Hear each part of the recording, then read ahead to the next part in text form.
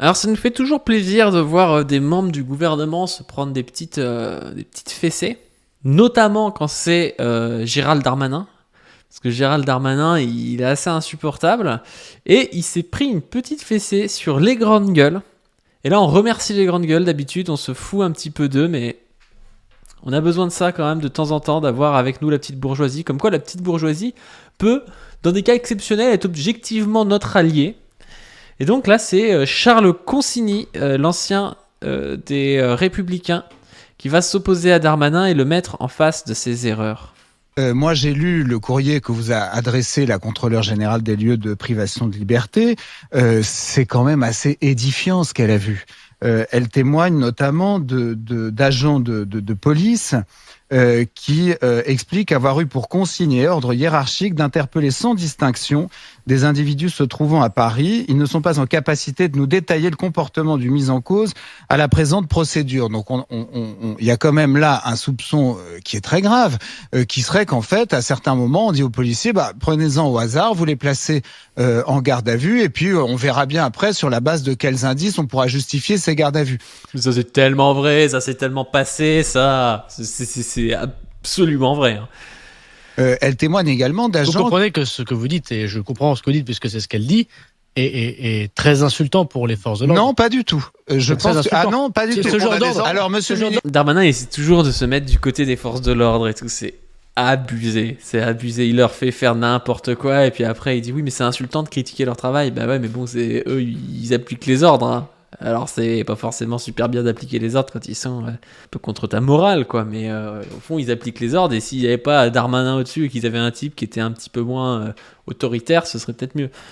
L'ordre n'existe pas. Non, monsieur le ministre. Non, mais c'est pas ça qui est insultant pour les forces de l'ordre. Si, c'est de leur donner des ordres illégaux. C'est ça qui est insultant. Cher maître, ça n'existe pas. Vous avez des policiers qui apparemment. On va pas colporter je reprends. Oui, mais je vous dis que ça n'existe pas. Souffrez qu'il y ait en France des autorités indépendantes. Oui, mais quand les indépendants de droit. Et c'est l'honneur de notre pays d'avoir ces autorités indépendantes. Quand on voit que des policiers auraient coché, toujours d'après elle, au hasard, des cases sur les formulaires qui leur ont été remplis pour justifier des placements en garde à vue. Mais j'ai eu tellement de témoignages de gens qui m'ont dit que ça leur était arrivé et tout. C'est abusé. Et il met le doigt sur quelque chose, là, Charles Consigny, c'est le fait qu'il y ait un espèce de dépassement. C'est ça que je trouve fascisant, moi, que j'appelle parfois une trajectoire néofasciste, quoi. Le fait que le pouvoir dépasse l'état de droit, quoi, chie sur l'état de droit et commence à... au lieu d'avoir des autorités dépendantes, à surpasser tout ça, quoi. C'est ce qui est extrêmement grave.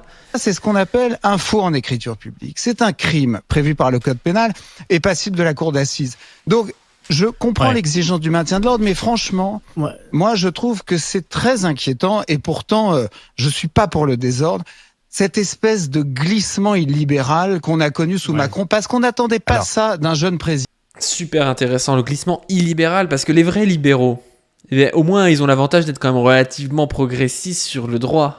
Et là, on voit que le libéralisme, c'est une posture de classe. Et quand il y a besoin d'avoir un État plus autoritaire pour défendre ses intérêts de classe, le libéralisme peut un peu disparaître. Et puis on dit, ah bah non, mais quand même, on a besoin d'ordre. On a besoin d'ordre.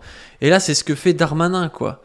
Darmanin, là, en plus, il est vraiment baisé parce qu'il veut pas traiter Charles Consigny de terroriste d'extrême gauche et tout, de gars qui fait le jeu des islamistes. C'est ridicule, c'est évident, c'est un mec des républicains, quoi. Et c'est pour ça que le mouvement social est important, contrairement à ce que disait dans sa vidéo qu'on a regardée tout à l'heure Julien Rochdy.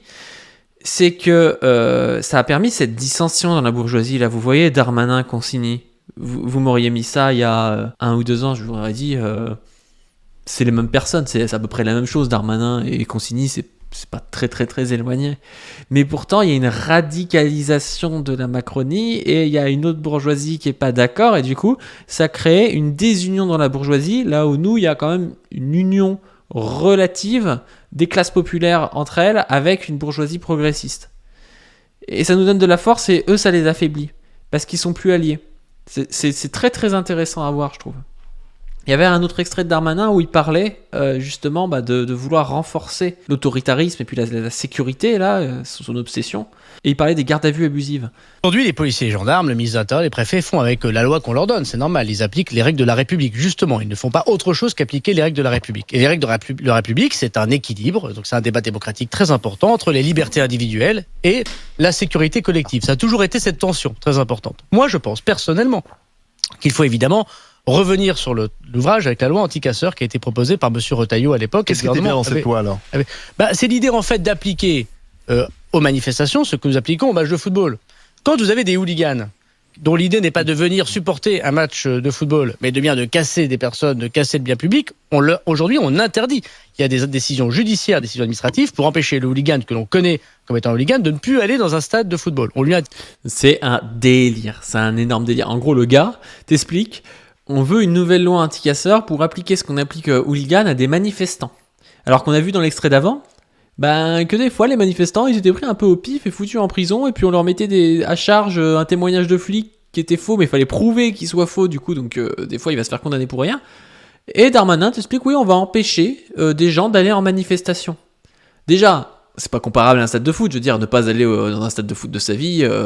Moi j'ai jamais vu je crois un match de foot professionnel en vrai. Bon si ça se trouve j'en verrai jamais de ma vie, c'est pas particulièrement le sport que j'apprécie, voilà c'est pas grave. Aller en manifestation c'est un droit démocratique, c'est l'expression d'une volonté politique, ça n'a rien à voir avec un match de foot, l'autre c'est un loisir quoi. Donc déjà il met sur le même plan les deux, mais en plus de ça quand on sait qu'il y a du fichage politique, qu'il y a des gardes à vue abusives et tout, si tu prends des gens au pif dans une manifestation, que tu les mets en garde à vue, que tu coches n'importe quoi sur leur garde à vue, et qu'après tu dis il peut plus retourner en manifestation parce qu'il se comporte mal alors que c'est des conneries, enfin on tombe dans un délire quoi, dans un truc ultra autoritaire. Interdit parfois à vie. Et ça a très bien marché ça. Bon, et ça marche très bien, ça marche bien, on va dire ça comme ça. Il y a beaucoup moins de violence dans les stades. C'est plus facile à contrôler un stade. Bien sûr, c'est pour ça que c'est plus dur. Que la voie publique. C'est pour ça que c'est plus dur, mais je vous donne un exemple. C'était ça l'idée de M. Retailleau, elle était bonne. Eux ils disent c'est plus facile de contrôler un stade que la voie publique, mais c'est pas le problème que ce soit facile, on s'en fout que ce soit facile ou dur. Le truc c'est est-ce que c'est normal qu'on t'empêche de manifester si t'as fait une connerie une fois c'est ridicule. En plus, on voit bien qu'aujourd'hui, la liste elle peut être faussée. Ce qu'a considéré le Conseil constitutionnel, c'est que la loi de M. Retailleau et de M. Castaner, qui était à l'époque le ministre de l'Intérieur, était trop large. Bon, c'était 1 mois d'interdiction de manifestation dans tout le pays, à tout moment. Donc, le juge constitutionnel, moi je ne critique pas le droit, il a raison peut-être de dire que l'écriture collective du gouvernement et de l'opposition était trop large. Revenons. Demain matin, nous avons un travail avec le garde des Sceaux. J'ai déjà dit à M. Retailleau hier au Sénat que je serais favorable à des dispositions qu'il proposerait, à des choses peut-être nous tirant les conséquences du Conseil constitutionnel, mais pour interdire les individus que les services de renseignement savent violents d'aller dans des manifestations. Quand est-ce que vous allez proposer une interdiction cette loi, de paraître. Mais le plus rapidement possible. Si c'est une proposition de loi des Républicains, moi personnellement, je la proposerai de la voter. Après, il y a une décision évidemment collective du gouvernement. Toujours le problème ici, c'est qui fait la liste, encore une fois. Enfin, c'est toujours un truc qui est bien amené et tout, et le petit vieux va se dire ah oui, c'est vrai, si quelqu'un arrive et qu'il est méchant, faut pas qu'il puisse aller manifester. Mais en fait, quand t'es sur le terrain et que tu vois ce qui se passe, tu vois que les gens en manifestation, ils se font taper, donc ils peuvent avoir des réactions à la con. Tu peux te faire taper par un flic, rétorquer, et en fait, du coup, on dit que t'as tapé un flic, alors, je veux dire, tu venais pas pour taper un flic ou un truc comme ça. Et du coup, on tombe dans une dérive totalement autoritaire, quoi. Là, il y a un truc intéressant aussi, c'est loi anti-casseurs, à quoi pourrait ressembler le texte imaginé par le gouvernement. Donc le texte là dont il parlait, Darmanin et Dupond-Moretti doivent se rencontrer ce vendredi pour évoquer plusieurs pistes de réflexion d'un éventuel texte anti-casseurs. Bon, ce vendredi c'était hier donc. La loi anti-casseurs n'est pour l'instant qu'une réflexion, mais on commence à connaître quelques contours de ce sujet évoqué par Gérald Darmanin. Le gouvernement étudie par exemple la possibilité d'instaurer un délit de construction de barricades, a appris BFM TV. Celle-ci pourrait venir en appui du délit d'attroupement, mais ce n'est qu'une piste de réflexion pour l'instant.